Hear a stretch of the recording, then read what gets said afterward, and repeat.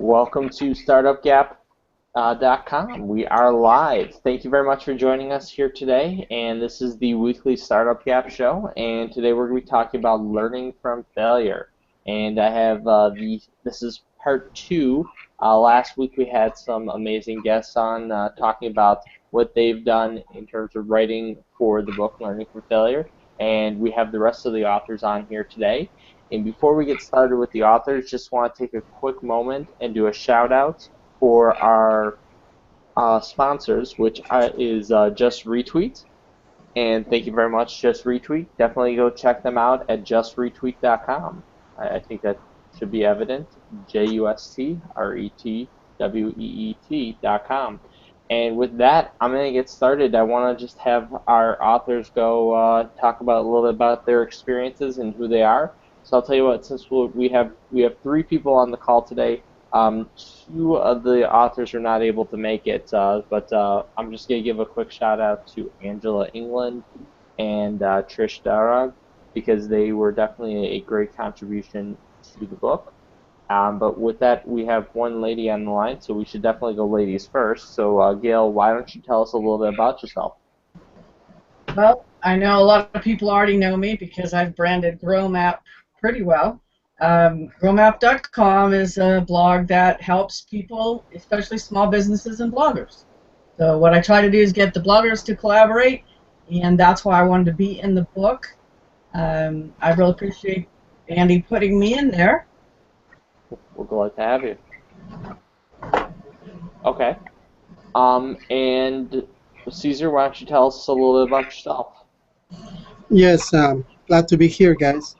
My name is Cesar Lopez. I'm with Best Networks, and I've been running Best Networks for the better part of 15 years or so. So that's pretty much about myself. I have an IT computer consulting company, and I have a computer science degree.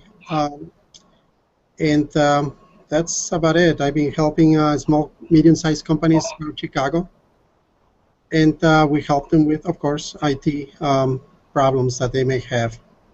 And one of the latest products that we added to our list of offerings is data cabling.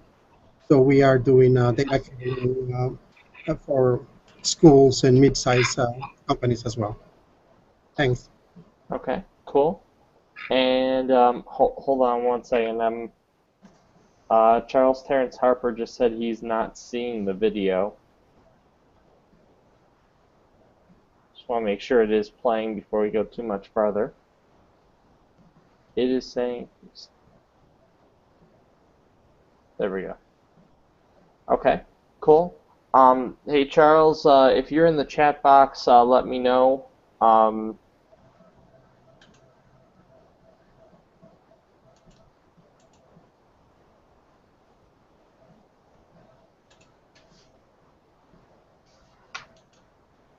Always good to make sure that everything works. We'll just keep moving on. I'm gonna just take a look. If Charles, if you're in the chat box on Startup Gap, just put it in there and let me know if everything's working for you right now, because I want to make sure.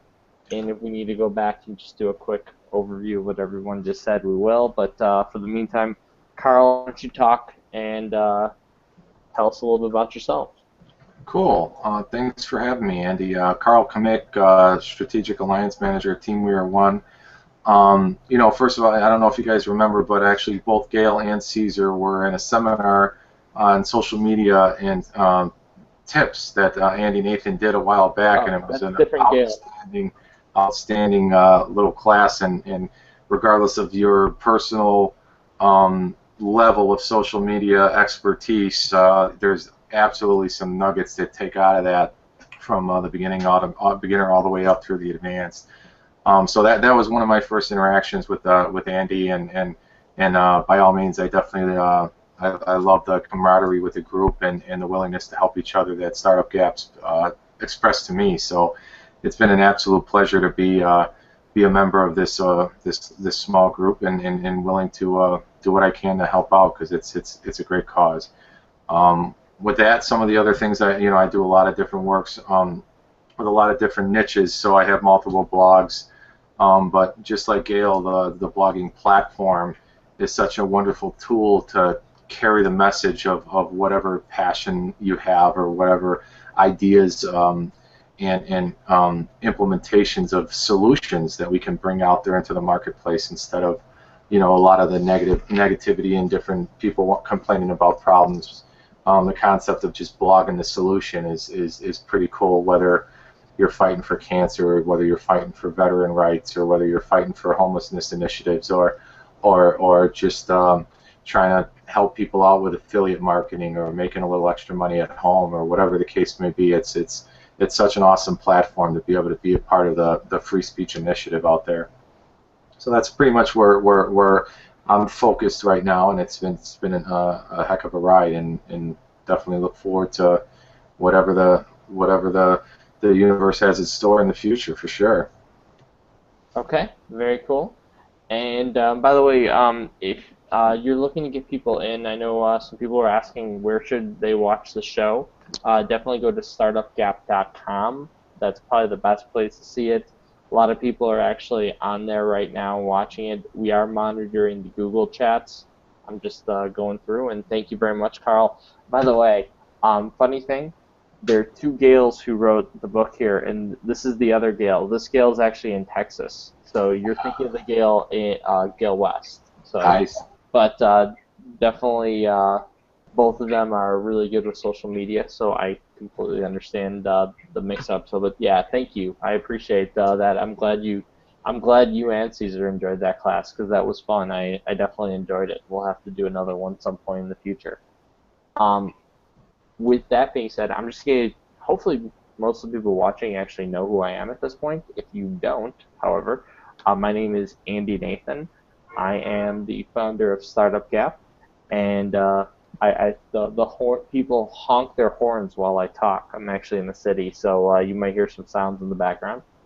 And one of the cool things is that I get to talk with entrepreneurs about how they go from dreams to success and the stories that happen in between every single week here on Startup Gap. We're going to be talking today about learning from failure. And I really think that this is one of the key aspects of success. A lot of people look at failure and like, oh man, I failed. It's not really failure. We had some conversations. I know some people were telling me, well, you shouldn't call a book Learning from Failure. It shouldn't have anything to do with that. And the idea here is that it's not failure, it's learning from that failure. Because when you learn from that failure, that's the seeds of success. And I really want to get into that and talk about your stories and how you learned from those different failures. So I'm going to start again with ladies first here. And Gail, can you just talk about your story and talk about just the message and what you gained from that?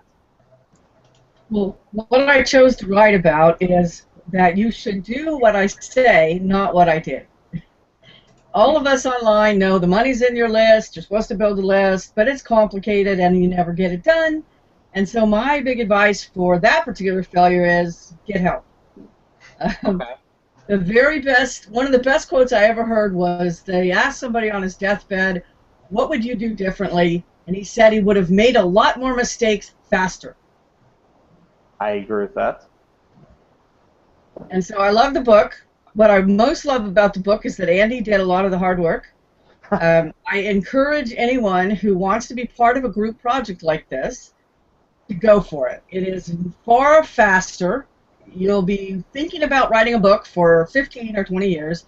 If you just jump in with both feet, you can have that book live in 2 or 3 months. Okay. Well, I love the fact that you like the fact that I actually did all the hard work. So. Well, maybe not all of it, but the formatting, the part we don't know how to do. Well, most of us know how to write. Most of us know how to storytell. Even if we can't write, we can get someone to edit it for us. But you have to figure out how to format it, how to get a cover, how to put it all together, how to upload it to Kindle, how to promote it. Andy had a great idea for promoting that really made a difference. And so lots of heads are always better than one, and I encourage people to get involved and work together. It's way faster. Otherwise, you'll be regretting it years down the road that you didn't do it. Okay. Thank you very much. And then Caesar, why don't you talk about your story and what the lesson was there? Andy, thank you for the opportunity. First of all, for being part of the group, and I know I came in at the last minute, pretty much within 2 weeks or so before the book had launched. And there's so many things that I could have talked, and of course, what came to my mind right away was some of my first experiences in what got me started into what I do nowadays, computers, working with computers, and why is it that I'm doing it. So it back then I talked about a project that I did in high school, and that was just typing, and that was my first experience in also taking a computer class, and this is in high school back in Roberto Clemente High School out in the inner city.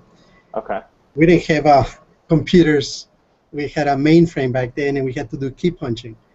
But I loved it, and I thought it was a great experience. And at the same time, I was taking a typing class. And so my experience as a failure was that I was a horrible typist, and my teacher, was about to fail me and what have you. But yet the computer key punching class that I did, I managed to do an assignment, trying to cheat, I guess. And so I did my assignment with key punch cards. So I run it over and over again, and I did 10 pages of the same thing, presented it to my teacher, and of course she's thinking, wait a minute, this is not what I asked for. But it's not, I think that the experience there wasn't more of a major failure, although my typist teacher, thought it was a major failure. But it's, for me, it was the initiation of how to do things better and faster, and that's what computers do for you. They Okay. help you, improve on tasks that you do on a mundane tasks. Typing, it's annoying, but if you can dictate to a computer, if you can duplicate 100 pages a book, if you can write it a million times, and duplicate instead of typing it a million times, you'll never finish. And that's what computers do for you. They eliminate what otherwise would be failures. And that was that experience for me. That was the aha moment where you realize, wait a minute, why should I type it 10 times when I can just print it 10 times? You see? And that's what got me started into computers. Hey, if I can do that, then I can do other things. I can do programming. I just have to know how. And that's what my life has been all about, just learning and how to improve tasks and how to improve the lives of others. So that was my first kind of like way back interaction with computers. And it's actually kind of funny, when I read your story, it actually brought me back to when I had to take my typing class, because we didn't have typewriters by that point. I mean, when I went to school, they were just transitioning over to computers. So it was really kind of cool, because when I took the typewriting class, I took it during the summer, because like between my freshman and my sophomore year, I couldn't find a job. So my parents said, well, you can't just sit around the house all day. So you actually have to take some classes, so you could actually get some more credits for what you need, and it'll help you out during the year. Well, one of the classes I took was I took a debate class, and I took a typing class. In the typing class, because I had learned how to type years before, because and the problem was that I wouldn't look at the keys as I was typing. Even though I was pretty fast, I made a few mistakes, but I was good enough at what I was doing. I didn't need to look at the keyboard while I was typing. Well, she said because I didn't look at the keyboard when I was typing, I looked at the words and the screen. She said if I had taken the class during the year, they would have failed me. So because of the fact that I didn't do it the way that they prescribed it, it wasn't right. And it sort of reminded me of this, and it wasn't something I had thought about for years, because it just, I passed the class and life went on. but she actually told me that I wouldn't pass because of that. And so when you were talking about the computers and using the punch keys and everything else, it definitely reminded me of that story. It was just kind of cool. Yeah, and I think it's the basis for a lot of people's introduction to computers. The typewriter was there for them at the beginning, and they knew how to use a typewriter. I mean, like you said, there's people who type, super fast. Um, at my first job, I worked for a company called Helene Curtis, and my job back then was to help them remove the old typewriters off the secretary's desk and put a new computer in place. It was a network system that I had designed for them, and the secretaries were horrified. I mean, they didn't want to take the typewriters away from their desk. They scream and yell, and it's like, "You're not taking my typewriter." But interestingly, though, after a week, a month went by, I would come back and see how they doing. Are they using the new computer that can do typeface and different fonts and can do a number of things for them? And they would love it. They would say, "You know what? That thing, it's been collecting dust for the longest time now," and that, in reference to the typewriters. And it's amazing how there was a major shift in productivity, in the way they were doing things. Again, that's what computers do to you. They just make you faster, better, and more productive. Absolutely. So, okay, very cool. And Carl, why don't you talk about just the story that you had? I mean, I don't really consider yours technically learning from failure, though it is. I mean, well, I'll let you tell the story, but I just go on. No, no, for sure, for sure. Cesar, that was an awesome thing that took me back as well. With I was a dispatcher, at Consolidated Freightway back in the day, and I never used the 10 key before. So it was that same kind of thing. If I disciplined myself to not look and use, instead of doing the one punch wonder thing, eventually I'll get better. So there's like a lot of little hidden nuggets there that compound effect kind of situation where you just do a little bit each day, and it's amazing how quickly we'll actually get better at what we're doing. So I definitely could relate to that as well. But with my story, same thing. Just a setback, really. But it's funny that another thing that Cesar, that you mentioned was the fear of change. So you got these secretaries that they just absolutely cannot handle the concept of something different coming in, even though it's going to be of their best interest. So we have these self-limiting beliefs, and we have this negativity and this fear because I don't understand it, and this is what I've been comfortable with for 15 years. So, and you really witness that a lot in a lot of different industries whenever you try to implement any kind of change.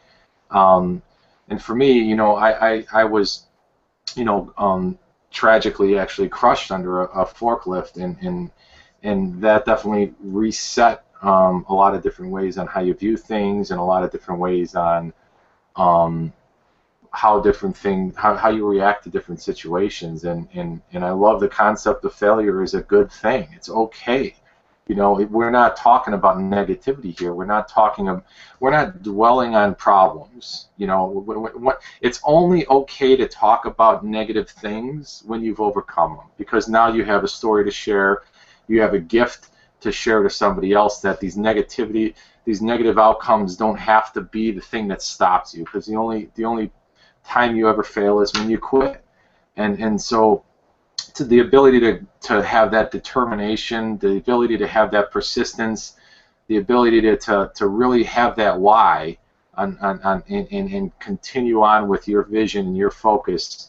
That law of attraction naturally attracts the right people to your mission, because people follow that passion, people follow that vision, and it's very natural to want to be a part of something awesome. And that's what you get with Startup Gap, and with a lot of different things. You get a group of people just on task, on focus, on vision, that are just altruistic and want to help each other. It's hard not to just want to be a part of that awesome organization. Cool. Thank you. So, And by the way, one of the things that you guys have all been saying, like, hey, you did it, you helped do the hard work. That was what Gail's purpose was, or point was. But one of the things I was talking to somebody last night, because we're looking to go into the second book, which we're going to start working on hopefully this week. We might have to push it back a week just because I have some stuff going on. But there's one of the things that I was talking with somebody last night about it was that we were having a conversation. He had just done a group book project, and he said, yeah, well, the problem that I did with the last group book project was that I was the one who did all the work. No one else did anything. I said, yeah, you know, that was what was kind of cool about the project that we did together, because, you know, not everybody contributed the same amount. It's not physically possible for everyone to do the same as each other, but, you know, everyone did contribute. And that's really what's amazing here about this. I mean, it's just, you know, when you get people together, and if you could get a group of solid people that actually do the work, yeah, you know, look, it's not like, hey, look, Cesar spent 2 hours and I spent an hour. The fact is we both spent time working on this, and we both contributed to the book, and we made sure that it was better than when we left it. And that was really what I think was the main goal of this, and it did so much more. The idea of leveraging each other's talents, and that's something that's really strong. So I'm going to lead this into my own personal failure, and I talked a little bit about this last week. The one that I wrote about it. I'm not going to tell you the entire story, however, until you actually go read the book at Amazon or at startupgap.com/learning from failure. Ooh, look at how I snuck in that little sales pitch. But the purpose was that story was I had a partnership that just didn't work, and it was something where I felt in my gut that it wouldn't work, and I ignored it because I thought the opportunity, the deal, was good enough that I could overcome the partnership. And the reality is that there is no deal in the world that could ever overcome a bad partnership. It ruins deals, it ruins opportunities, and it just sucks out the life from you. And that was one of the hardest lessons I ever had to learn in business. And part of the inspiration for actually coming up with this, and I sort of brought this up to people, that I actually didn't think that people were going to accept this book, or the idea, the premise of it, because I thought, well, no one really wants to talk about their failures. Like, I understand that people understand it's important, but most people don't want to talk about it. So when people were actually willing to discuss it, it was really kind of cool.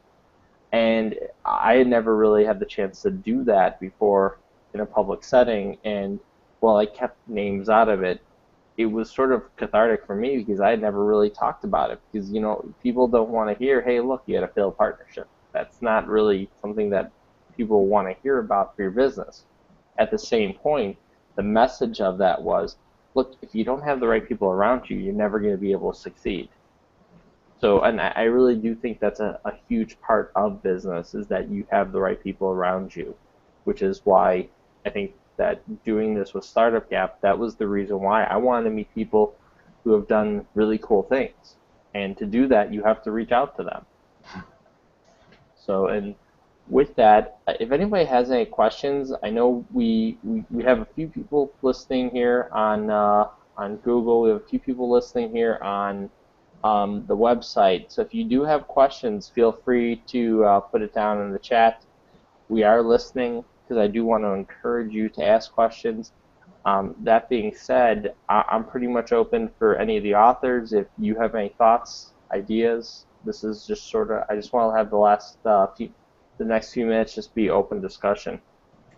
Andy, I just want to say that in relation to the book, it was a great experience. It was fun to write, and like you said, it got a lot of deep thoughts from in me, and memories were brought back. And but you know, I think that eventually might have to write a second version, Learning from Failure 2. Learning from failure. Okay. Well, I think that we all had different experiences, and of course, I had other failures. I just focused on the one experience because I wanted to elaborate and I wanted to bring up, you know, that event. but there is so many others. I mean, where we have learned from business and ventures that we got into, and we lost tons of money, and of course we eventually rebounded left and right from those experiences. But I think that we all have a second version of what, or another story, or something that we all could elaborate a little bit more, or enjoy sharing with others. And that might be something for the future. I wasn't really planning on doing this anytime soon. However, I'm definitely open for doing a second version. I would probably change the format a little bit on this, just because I don't know if I necessarily want to do a complete learning from failure part 2, or maybe just do something that would be a more positive spin on it, like someone was suggesting. So, but yeah, that's not a bad idea. It's actually a pretty good idea, just doing something like that. I would definitely like to take a new vantage point at that, though. So I just don't want it to be more stories. I want it to be something that maybe just lessons, or maybe, I don't know. Lessons learned. Yeah, Cesar, that's an awesome point, because that just the act of masterminding and stirring up some of these ideas and some of these experiences triggers new thoughts and new ideas, and that's what's so cool about being on a in a group with common purpose, that everybody kind of inspires each other. And you notice you don't really notice it a lot, and I don't personally think that there's much negativity surrounding the title or anything. Because it's like, if you look at like certain autobiographies of very famous people, a lot of times you don't even notice it unless you really draw out a timeline. But do it sometime when you're reading somebody's biography of Zuckerberg or Apple, or all these different like massive successes that we consider. If you actually draw out a timeline and you actually kind of mark it out, there's usually a gap of 4, 5, 6, 7, 8 years. Are you saying there's a startup gap? There isn't much. Yeah. That's that exact thing. Yeah, that there's that time when nothing was really said, and you just assume that they were off doing other things. They might be 100% driven on exactly their purpose and failing all day long. But they perceive through it, and they push through that golden triangle or golden circle kind of scenario where they broke through to that next level. And that's a powerful message, that sticking with it. Don't just quit one thing because it ain't working too great and move on to something else, and then you just actually lose a lot of respect from people because you don't have that determination and persistence. And that's one of the things that really, I know personally, it takes a lot more effort to stick with one thing, or stick with a single mission, than it does to actually keep going from place to place to place. Doing that is the easy thing. Sticking with one thing is really, really tough, and that's just because of the fact that it is hard. And one of the things that I will talk about when the book comes out for Startup Gap in July is how, like, one of the examples I've been giving constantly, just as I'm describing Startup Gap, is the story of Bill Gates. Bill Gates started Microsoft in 1976. And then, if you actually, I was actually going to call this the Wikipedia gap initially, because if you go on Wikipedia, it says in 1976, Bill Gates started Microsoft. And then in 1980, he all of a sudden had a deal with IBM. I'm like, well, what the heck is that? It's like, in 1980? That's a 4-year gap. That's like saying, hey, Carl, you were born in 1965 or 67 or something like that. By the way, today, you just decided to do this. It's like, well, what the heck happened in there? It's like, I'm sure you had a life before that. Like, when people talk about, like, another famous example would be the Son of God, Jesus. Yeah, I was gonna go there. I didn't know if you wanted to go there. Well, I'm Jewish, so it's like I'm not gonna go into a religious aspect of this, but you go from 4 years to 12 years old. Like, what the heck happened there? Well, then he went from 12 to 30. Right. So, there's people talk about these gaps in life, and they say, yeah, this person did all these amazing things, and they talk about the 3 years that he spent doing that. Well, what happened to the 18 years that were the the formative years that actually made him do that. And this happens time and time again. And the stories that this is one of the things I really had to go research. And sometimes it isn't sometimes it is easy, and you will see some people who have some pretty easy successes. But by and large, the average time span, and I'm actually mapping it out on a spreadsheet right now. And hold on one second. If you No, that's pretty cool, Andy, why you dig that up, because just like you said, sometimes people want to use the excuse that his success came easy. Well, there might have been a lot of other variables that people weren't factoring in, like showing up at meetup.com, building networks, building relationships, and then all of a sudden you have this wonderful, explosion of success for an idea, and people will be like, well, that's because he had clout, or that's because he had that huge network. It's like, Yeah. well, it was nobody else's responsibility to build that or to build those relationships, and not knowing who's going to be your greatest asset, and just respecting everybody in that way. So that's powerful. Yeah, and so here, just, I'm going to give these examples, and this will be something I'll talk more about when the book comes out. But just Abraham Lincoln, he started in politics in 1834. He was elected president in 1861. He actually did get elected to state office, but most of that time he was not even in elected office. The Prophet Muhammad, he had the vision in 610 AD. He wasn't actually able to be successful with bringing that vision to life until 630 AD.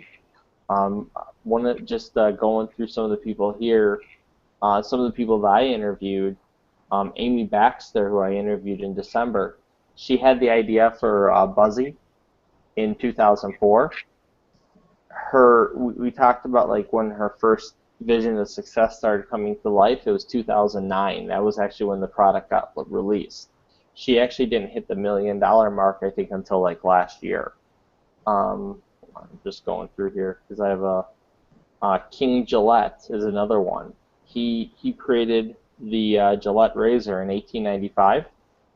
It didn't sell. In 1903, I think it sold like 250 razors, and then in 1904 it sold 90,000 razors. So just giving you an idea here, and I still have to update this spreadsheet because I don't have the last few I don't have the last few weeks of people on here, but I have been using this, and I'll go through the numbers more in depth once everything's ready. But yeah, that should give you an idea of what's going on there, because a lot of people do have this assumption. So with that, it's 4:33. So I'm going to let everybody do a final wrap down. And so Carl, why don't you go first? Tell people how they can learn more about you. And you're muted. Yep, sorry about that. Yeah, thanks for the opportunity to be on, man, and sharing hanging out with some cool folks here, man. And anybody want to get in contact, by all means, teamweare1.com, or even more socially, teamweare1.com/forums, all spelled out.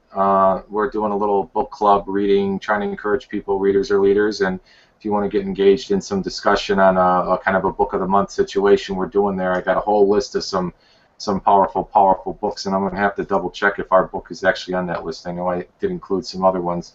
But yeah, for sure, come on by and check it out and get engaged and talk anything you want. So it should be a good time, man. Appreciate it. Cool. And Carl? Cesar? Or, I'm sorry, Cesar. Yeah, I just want to put out a point out there that anything that we do as workers, owners of companies, nothing really comes easy, and don't want to give the wrong impression to anybody out there. What we've done, it's probably a lot of work in terms of running a company. It's a lot of experience. It's a lot of failures in doing so, and of course, a very small number of successes. But I don't consider those failures. I really consider them stepping stones towards the success that we need to do to achieve. Absolutely. And where can people contact you? Yes, definitely. Cesar Lopez, Cesar Lopez, Lopez, at bestnetworks.net, or look up my website at www.bestnetworksinc.com. Cool. And Gail? All right, first, since Carl's here, I just want to say his story was so compelling that one of our reviewers said she read it 3 times. And she's the #6 reviewer on all of Amazon. Yeah. So the book, to me, the people that Andy brings together are outside my normal sphere, and so it's just cool. You just get more synergy, and you get a much bigger audience getting involved with Andy. I'm going to announce something just today. We announced on growmap.com, which is where you find me. I'm growmap everywhere on Skype and all the other social networks. It's growmap.com. We just announced that we've opened Social Implications Cooperative, the paid membership site to teach people about social media. And, of course, we want Andy to come in as a contributor if he's interested. Okay. And love to have you guys. Yeah, let's talk more to that. Your books, by the way, inside the Social Network Cooperative. Okay, yeah, I want to know more about it. So I didn't know that you actually had started it. Just happened today. Okay, cool. Yeah, no, I'm definitely interested. Just need to fill me in on what you need later on, and I'm there. And then I want to thank everybody for joining us today. Again, a huge shout out to our sponsors, JustRetweet.com. And for those of you who are interested, we are coming up with the next book, the Book of Tweets, which should be out in June sometime. For those of you, actually, before everybody, the authors who are on the call, just stay on for 2 seconds after we go off the air. But we are looking for some additional people to write for the next book, the Book of Tweets. And we'll be having our next meeting coming up shortly. And with that, I want to just thank everybody, and definitely go to go to startupgap.com/learning from failure, and that will lead you to the Amazon page just to buy the book, Learning from Failure. And thank you so much.